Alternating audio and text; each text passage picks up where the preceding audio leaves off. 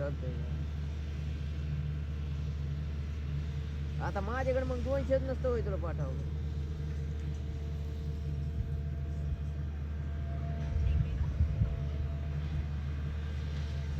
मग आहे की तिला म्हण माघारी सोड म्हणा मी पाठवतो दुसऱ्या.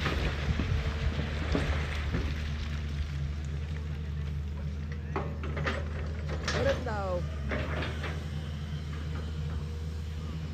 मग मी सोडतो तुला परत दुसरीकडे. हा हा.